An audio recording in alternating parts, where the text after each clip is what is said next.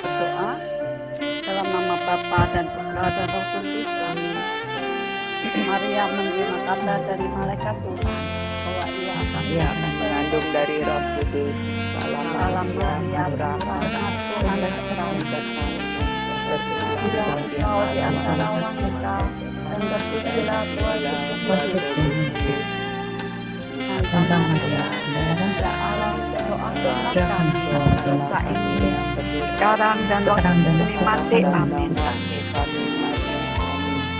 Aku ini hamba Tuhan, terjadilah padaku menurut perkataanmu.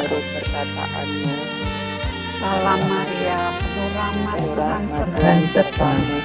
Terpujilah engkau di antara wanita, dan terpujilah buah tubuhmu Yesus. Santa Maria, Bunda Allah, doakanlah kami yang berdosa ini, dan waktu kami mati. Amin. Sabda sudah menjadi daging dan tinggal di antara kita. Salam Maria, penuh rahmat Tuhan sertamu. Terpujilah engkau di antara wanita, dan terpujilah buah tubuhmu Yesus. Doakanlah kami ya Santa Bunda Allah, Santa Maria Bunda Allah, doakanlah kami yang berdosa ini sekarang dan waktu kami mati. Amin. Doakanlah kami ya Santa Bunda Allah, supaya kami dapat menikmati janji Kristus. Marilah kita berdoa. Ya Allah, karena kabar malaikat kami mengetahui bahwa Yesus Kristus Putramu menjadi manusia. Curahkanlah rahmat-Mu ke dalam hati kami, supaya karena sengsara dan salibnya kami dibawa kepada kebangkitan yang mulia, sebab Dialah Tuhan dan pengantara kami. Amin. Tuhan Allah Bapa kami yang penuh kasih, dapat terima kasih Tuhan atas penyertaan-Mu sepanjang malam, sehingga kami pada saat ini boleh bangun pagi dengan satu kesegaran, dengan satu kesehatan yang Kau berikan kepada kami. Tuhan, kami bersyukur atas segala rahmat dan berkat yang Kau telah siapkan bagi kami pada hari ini. Kami percaya Tuhan, Kau akan selalu menyertai kami di dalam kehidupan kami. Sebentar Tuhan, kami akan mendengarkan firman-Mu lewat romo kami. Biarlah Tuhan, Engkau membuka hati dan pikiran kami, sehingga kami boleh benar-benar memahami, boleh benar-benar mengerti dan belajar untuk menghayati serta melaksanakan firman-Mu. Kemuliaan kepada Bapa dan Putra dan Roh Kudus, seperti pada permulaan, sekarang, selalu dan sepanjang segala abad. Amin. Dalam nama Bapa. Silakan kita doa. Oh, semua doa bagus. Selamat pagi semuanya. Selamat pagi. Hari ini kita meneruskan setelah kita beberapa kali merenungkan perjuangan Santo Petrus yang kalau kita telusuri lagi masih cukup banyak. Namun kita mau mencoba untuk beralih kepada saudaranya Santo Petrus, yaitu Santo Andreas. Andreas adalah saudara Petrus yang berasal dari kota Betsaida. Kita punya rumah sakit di Gading Serpong namanya Rumah Sakit Betsaida juga. Pakai nama itu, nama tempat. Biasanya rumah-rumah sakit dari gereja Kristen ada Bethesda, segala itu. Nah, Rasul Andreas termasuk orang yang pertama dipanggil oleh Yesus menjadi muridnya. Dari keempat Injil, ada kisah-kisah yang singkat atau kisah-kisah yang lebih panjang. Yang paling panjang adalah kisah panggilan Andreas dan Petrus dalam Injil Yohanes. Kalau dalam Injil Matius dan Injil Markus hanya singkat dipanggil di pantai Danau Genesaret, pantai Danau Tiberias atau Galilea. Lalu Lukas memanggil Petrus dan kawan-kawannya dalam sebuah peristiwa ketika mereka menangkap ikan. Dan kini Yohanes memberikan penjelasan yang lebih panjang lagi, bagaimana Andreas itu punya jasa cukup banyak ketika Andreas mengantar orang-orang yang dipanggil Yesus, mengantar untuk mengenal Yesus. Oleh karena itu seorang santo namanya Santo Beda, jarang kita dengar ya. Santo Beda itu seorang santo yang berasal dari Inggris, sekitar lahir tahun 672, dan dia meninggal tahun 735 kalau nggak salah. Dia mengatakan Andreas itu sering diberi gelar Rasul pengantar kepada Yesus. Pengantar-pengantar itu peristiwa pengantaran, mengantar atau Andreas mengantar kepada Yesus, itu ada beberapa teks yang ada di dalam Injil Yohanes. Ya. Andreas berarti apa? Berarti pemberani atau jantan. Orang yang sungguh-sungguh berani sampai akhir hidupnya setia kepada Yesus. Nah, pertama kali yang diantar siapa? Saudaranya sendiri, Petrus. Itu dalam Injil Yohanes bab 1, ayat 36, 35, sampai 42. Sebetulnya Andreas mula-mula sebelum menjadi murid Yesus adalah muridnya Yohanes Pembaptis. Lalu bersama dengan temannya, dia menjadi murid Yesus. Dan ketika sudah menjadi murid Yesus, dia mengantarkan Petrus kepada Yesus. Itu yang diceritakan di dalam Injil Yohanes. Kita lihat dalam Injil Yohanes bab 1 dikatakan di sana. Pada keesokan harinya Yohanes berdiri di situ pula dengan 2 orang muridnya. Dan ketika ia melihat Yesus lewat, Yohanes berkata, "Lihatlah anak domba Allah." Itu kata Yohanes Pembaptis tentang Yesus. Diberi gelar anak domba Allah. Pasti itu nanti bisa kita bahas gelar itu panjang lebar. Lalu kedua murid ini mendengar apa yang dikatakannya, lalu mereka pergi mengikuti Yesus. Nah, jadi Petrus pun diajak oleh Andreas untuk mengenal Yesus. Dan akhirnya Yesus menetapkan Petrus, "Engkau Simon anak Yohanes, engkau akan dinamakan Kefas." Ya. Itulah yang disebut sebagai Andreas punya jasa banyak kepada beberapa orang mengantar kepada Yesus. Ya. Di dalam ayat 41 dikatakan, Andreas mula-mula bertemu dengan Simon, saudaranya, lalu ia berkata, "Kami telah menemukan Mesias, yaitu Kristus." Lalu ia membawanya kepada Yesus. Lalu Yesus memandang dia dan berkata, "Engkaulah Simon, anak Yohanes, engkau akan dinamakan Kefas." Ya. Jadi Petrus dan Andreas itu dalam satu keluarga. Dia tinggal berasal dari kota Betsaida. Kalau Betsaida itu di mana? Itu kalau kita pergi ke Kaisaria Filipi di utara dari Galilea, dari danau, dari Kafarnaum, itu kita melewati kota Betsaida. Ya. Disebut kota tetapi ya pegunungan yang gersang itu, tapi namanya kota Betsaida. Lalu sesudah itu mereka baru tinggal di Kafarnaum sebagai penjala ikan di sana. Itu pengalaman pertama ketika Andreas mengantar Petrus mengenal Yesus. Jadi disebut pengantar kepada Yesus itu oleh Santo Beda. Saya masih ingat ada anak misdinar waktu itu di katedral itu namanya Beda Dua. Namanya Beda Dua itu apa sih? Selisih 2. Ternyata anak Flores yang mempunyai nama beda 2, kok nggak beda 3? Ternyata ada Santo Beda ya. Santo Beda itu seorang yang ahli teologi dan pandai sekali, pintar berkhotbah dan mengajar kitab suci. Dia seorang pengaku iman dan pujangga gereja tahun abad ke-7.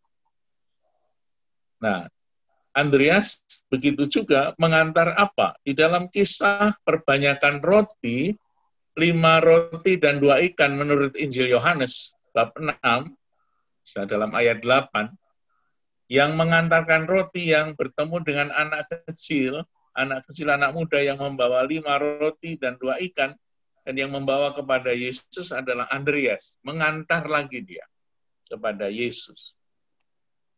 Lalu di dalam bab 12 Injil Yohanes ayat 21 sampai 22, Andreas itu bukan nama Aram atau bukan nama Ibrani ya, tetapi dia adalah nama Yunani.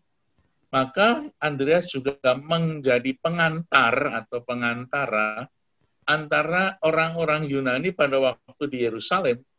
Ada orang-orang Yunani yang tidak mempunyai latar belakang budaya Yahudi, itu ingin bertemu dengan Yesus, ingin merayakan Paskah di Yerusalem. Maka Andreas menjadi pengantara juga antara orang-orang Yunani yang tertarik kepada dunia Yahudi dan juga kepada Yesus. Maka Andreas menjadi pengantara perjumpaan antara orang-orang Yunani, tidak banyak sih, dengan Yesus. Maka ada pertemuan di situ antara orang-orang Yunani dengan Yesus. Di dalam Markus bab 13 ayat 3-4, di sana juga ada sebuah kisah. Ketika Yesus mengatakan bahwa tidak ada batu yang akan terletak di atas batu yang lain.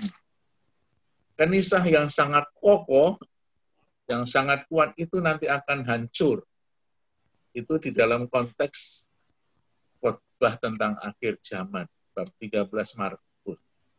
Dan Andreas adalah salah satu dari 4 orang yang bertanya kepada Yesus, kapan peristiwa itu terjadi? Nah, begitu kokohnya kenisah kok nanti akan hancur, kapan itu akan terjadi? Lalu di dalam kisah para rasul, Andreas juga ada bersama-sama dengan seluruh murid Yesus berada di sana.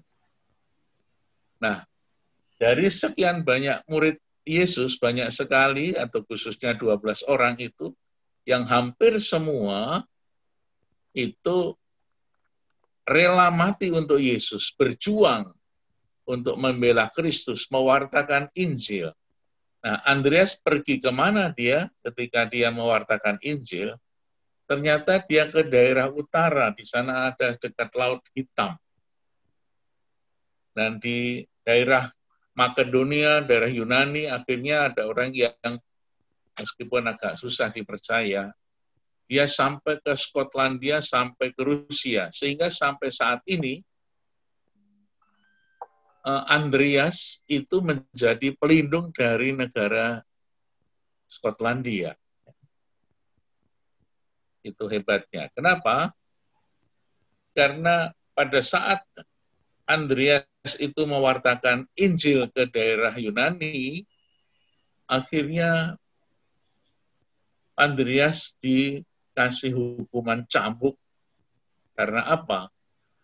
Karena pada zaman kejayaan Kekaisaran Roma, itu Kaisar Roma itu menjajah sampai ke Yunani, sampai ke Syria, sampai kemana-mana. Maka mereka menempatkan gubernurnya di tempat-tempat daerah jajahan. Kita masih ingat Gubernur Pontius Pilatus di Palestina atau di Yerusalem, ada di Akhaya, ada gubernur juga di sana. Lalu di Yunani itu juga ada gubernur Roma. yang waktu itu berdebat dengan Andreas soal kekristenan. Lalu apa yang dibuat oleh gubernur itu, dia mengatakan bahwa kalau kamu mau meninggalkan agama Kristen, kamu akan selamat. Tetapi kalau tidak, kamu akan dihukum. Dan Andreas merasa bahagia karena dia boleh menerima hukuman itu sama dengan gurunya, Tuhan Yesus.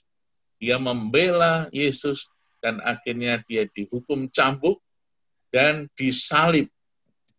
Disalib, tetapi bentuk salibnya adalah seperti huruf X. Ya. Dia wafat bukan karena dipaku pada kayu salib, tetapi dia diikat pada salib yang huruf X itu. Huruf X itu menjadi salibnya Andreas. Sekarang ini, sampai sekarang ini, masih dikenang oleh banyak orang ketika orang melihat salib yang berhuruf X, ya, lalu terkenal dengan salibnya Santo Andreas. Jadi kalau kita pernah melihat salib huruf X, itu salibnya Santo Andreas. Itulah yang menjadi ciri khas dari Andreas, mempunyai salib yang berhuruf X. Dia tidak dipaku, tetapi diikat. Diikat sehingga lebih lama meninggalnya, lebih menderita dari apa yang dialami oleh Tuhan Yesus. Nah, oleh karena itu, salib Andreas ini menjadi sebuah trademark dari Santo Andreas. Kita seringkali melihat juga di dalam gambar-gambar, dalam patung-patung, bahwa Andreas itu disalib dengan bentuknya huruf X. Ya. Tangannya dan kakinya diikat di 4 tempat, kakinya di bawah, tangannya di atas, huruf X. Nah, selama dia disalib, dia tetap berteriak mewartakan Injil di tengah-tengah orang yang melihat dan menyaksikan salibnya dia. Dia sambil terbentang di salib, dia tetap mewartakan Kristus Sang Mesias, Juru Selamat kita. Dan dia merasa berbahagia karena bisa mengikuti Yesus. Seperti Yesus yang tersalib, dia juga yang tersalib di dalam salib huruf X itu. Karena tidak dipaku, maka dia hanya diikat, dan dia begitu cukup lama menderita, sampai 2 hari baru dia meninggal dunia. Ya. Pada masa pemerintahan Kaisar Konstansius II, salib relikwi Andreas itu dipindahkan dari Patras ke gereja para rasul di Konstantinopel. Jadi dia meninggal di kota Patras di Yunani. Sesudah kota itu dirusak oleh perang salib tahun 1204, maka salib itu kemudian disimpan di Katedral Italia.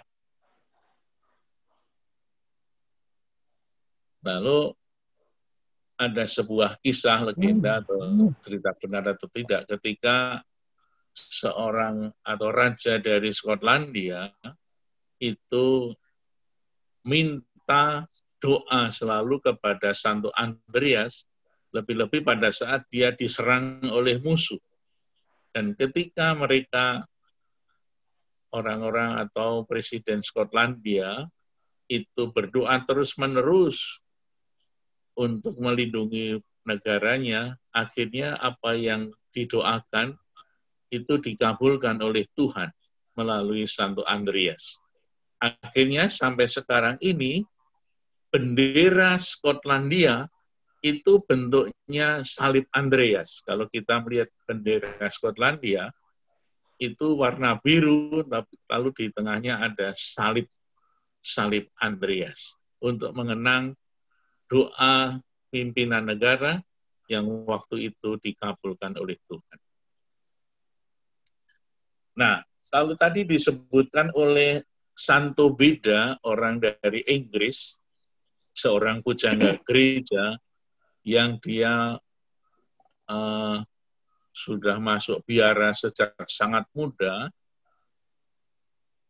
karena dia mempunyai kepandaian di dalam beberapa bidang, juga menulis soal-soal yang rohani.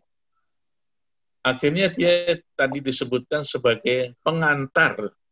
Andreas adalah pengantar kepada Yesus, dan tadi sudah disebutkan beberapa kali dia mengantar kepada Yesus. Dan oleh karena itu kita bisa melihat pengantar itu seperti apa. Pasti pengantar itu bukan seperti tukang pos yang mengantar sesuatu lalu ditinggalkan.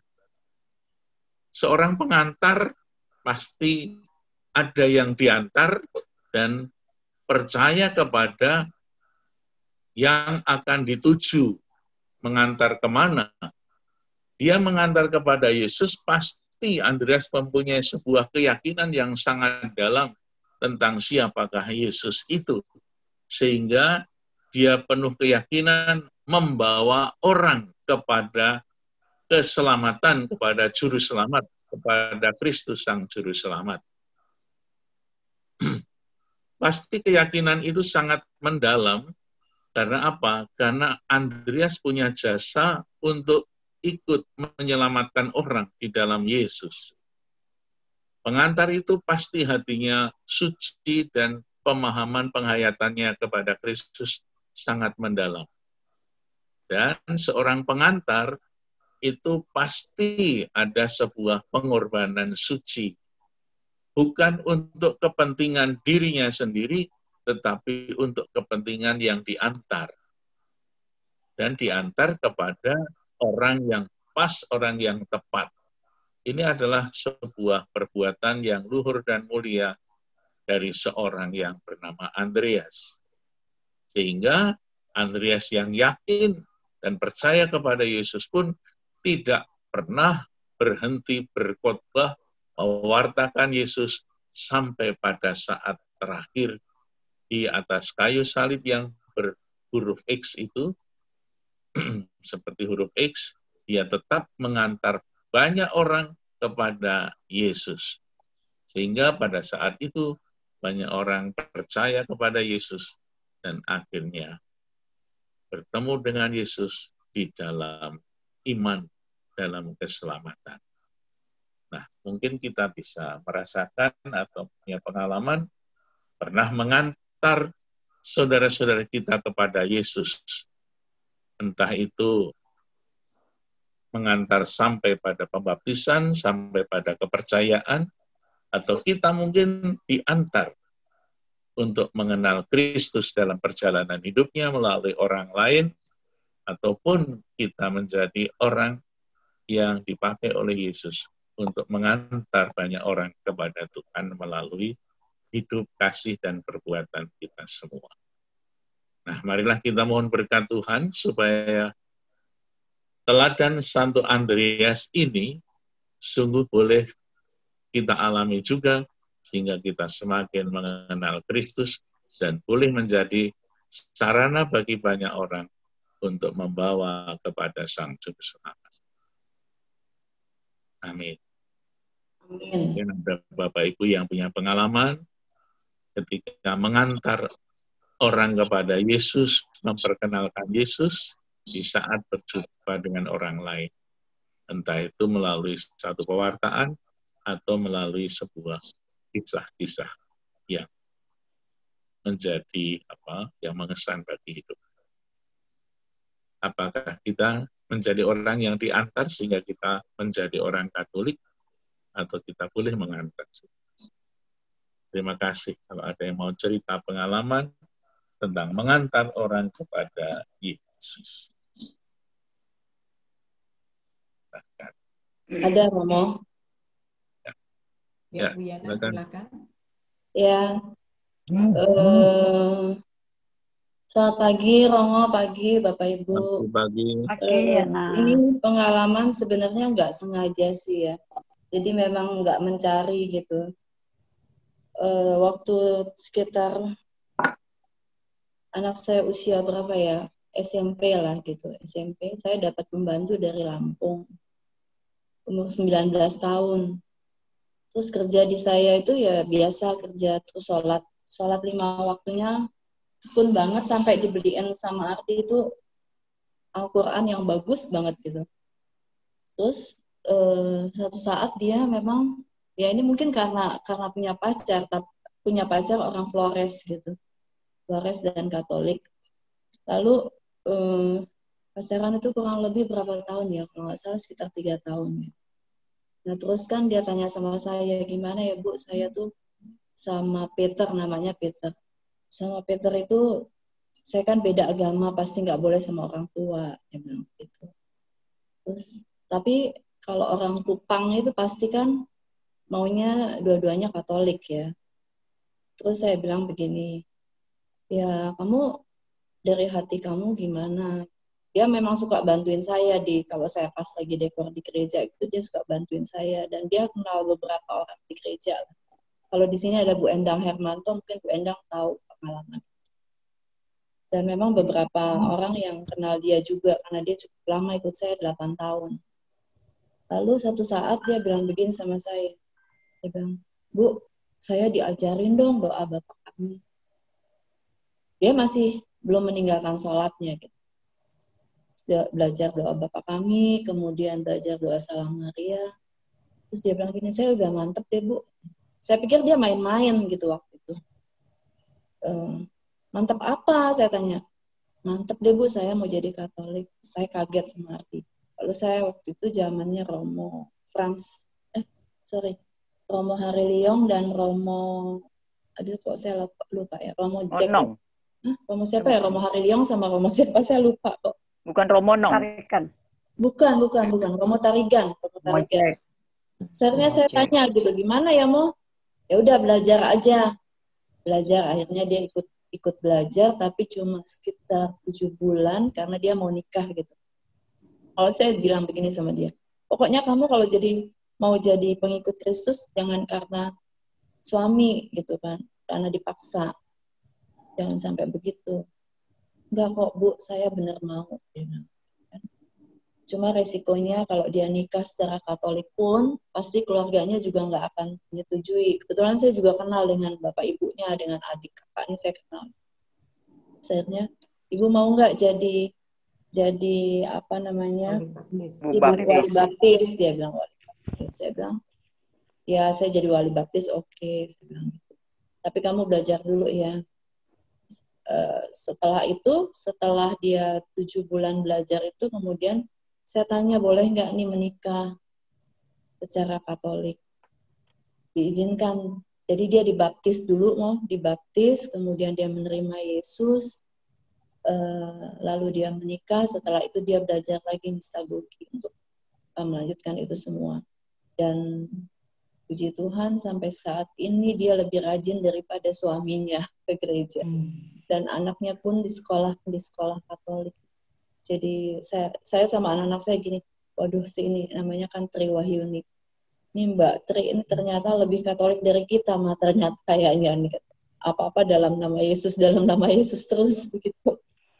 Ya mudah-mudahan saya sih terus mendoakan dia, semoga ini bukan dengan pengalaman hidup yang dia alami sampai saat ini, jatuh bangun bersama suaminya, dia tetap setia kepada Kristus. Itu aja sih. Amin. Terima kasih Bu Yana. Ya. Ada lain lagi yang mau cerita?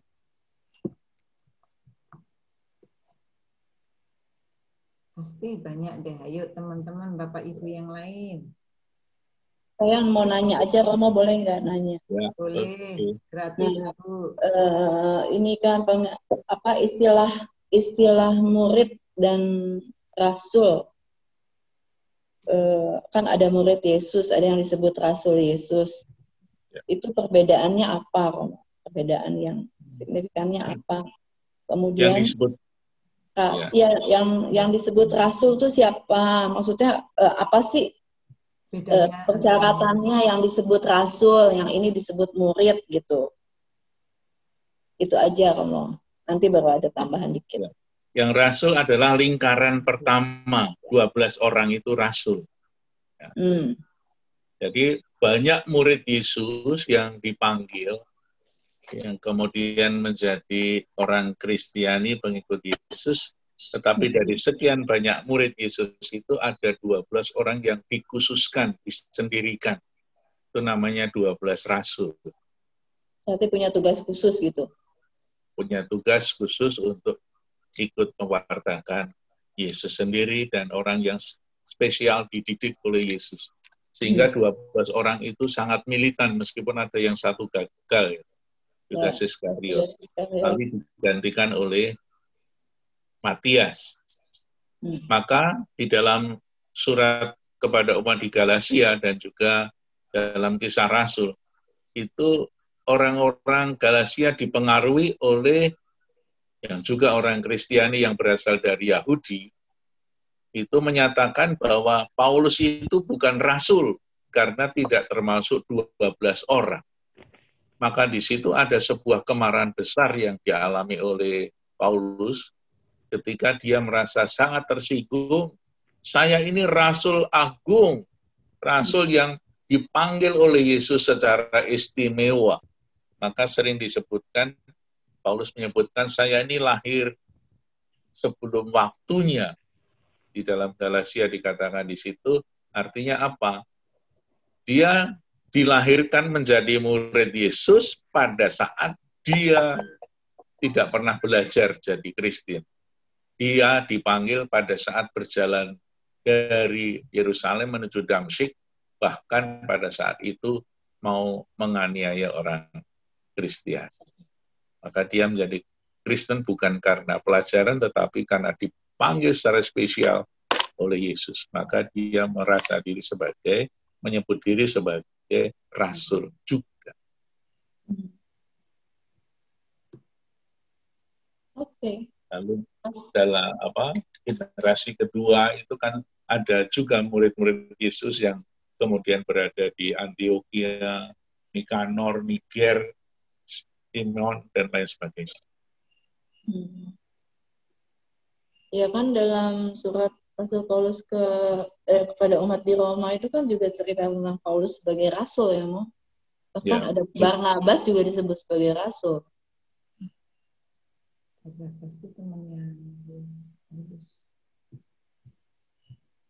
Ya. Terima kasih. Barnabas juga disebut menyebut diri sebagai rasul, tapi tidak terlalu punya panggilan. Dia punya jasa besar terhadap Paulus. Kalau tidak ada Barnabas, tidak ada Paulus. Dikatakan bahwa Paulus itu menjadi hebat karena dipanggil, dicari oleh Barnabas. Tanpa Barnabas, Paulus akan hilang, tidak ada cerita. Pada waktu itu kan Paulus lagi stres karena ditolak oleh orang-orang Yahudi. Loh, ini Paulus ini orang akan membunuh, menganiaya orang Kristen. Masa sekarang dia mengatakan saya ini pengikut Yesus. Lalu kalau tidak diselamatkan lewat keranjang lompat pagar, Paulus sudah mati waktu itu. Lalu dia lari pergi ke Tarsus menyendiri selama 7 tahun. Baru pada saat Barnabas menjadi orang di Antioquia, dia mencari ke Tarsus dan ketemulah Saulus di sana, diajak untuk pergi ke Yerusalem bertemu dengan para murid Yesus. Ya, terima kasih, Romo. Kalau di dalam gereja Katolik, rasul dan nabi itu dipisahkan. Kalau rasul itu sesudah Yesus, kalau nabi itu sebelum Yesus. Sebelum Yesus, ya. Karena di dalam agama tetangga kita itu dijadikan satu.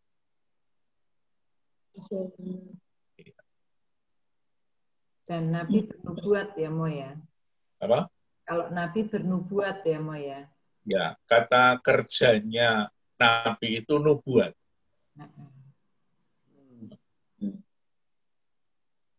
Romo, kalau pengantar itu apakah bisa disamakan dengan membawa jiwa-jiwa jiwa-jiwa ke altar Tuhan. Apa itu? Kalau menghantar seperti yang tadi peran Andreas itu apakah bisa disamakan dengan menghantarkan jiwa-jiwa ke altar Tuhan? Ya, dalam arti yang sangat luas sih bisa saja. Kalau itu mau mengantar dalam doa ya, oke. Kepada Tuhan Yesus. Jadi ini sebutan dari seorang suci yang memberikan sebuah kesimpulan setelah 600 tahun atau 700 tahun sesudah Andreas mempelajari, mengimani, dan juga mengenal Andreas lebih dekat, maka kemudian dia memberikan julukan itu. Ya, baik Bapak Ibu, sudah jam 6.36. Ya. Bisa dilanjutkan bisa hari Rabu lagi ya. Oke. Oke, baik. Silakan Bu Juwita. Mari kita doa penutup dalam nama Bapa dan Putra dan Roh Kudus. Amin. Tuhan Yesus Kristus, terima kasih atas firman-Mu. Kami telah belajar tentang Andreas, salah satu yang telah Engkau panggil, yang telah Engkau pakai untuk menghantar beberapa orang datang kepadamu, ya Tuhan Yesus. Tuhan Yesus, berikan kami kesetiaan, agar kami pun dapat melayani sama kami dalam kehidupan sehari-hari, tidak menjadi batu sandungan bagi mereka yang akan datang kepadamu. Bimbinglah kami selalu dalam kasih-Mu, ajarlah kami untuk selalu rendah hati, selalu setia dan mengutamakan kemuliaan-Mu. Bapa yang Maha Baik, terima kasih atas segala yang Engkau berikan kepada kami dalam kehidupan kami. Sebentar kami akan melakukan aktivitas kami sehari-hari. Kami mohon berkat-Mu melalui Romo kami, Romo Gunawan. Tuhan sertamu dan sertamu juga. Ya Tuhan, saat kami mengingat salib Andreas, Santo Andreas, kami ingat juga hari ini adalah pesta salib suci. Semoga salib Yesus memberikan kekuatan bagi kita semua untuk menerima rahmat Roh Kudus sehingga setia meskipun harus memanggul salib Tuhan. Dan semoga kita semua dikuatkan dan diberkati oleh Allah yang Maha Kuasa, Bapa dan Putra dan Roh Kudus. Amin. Amin. Terima kasih Romo. Terima kasih Romo. Sama Pak Ibu.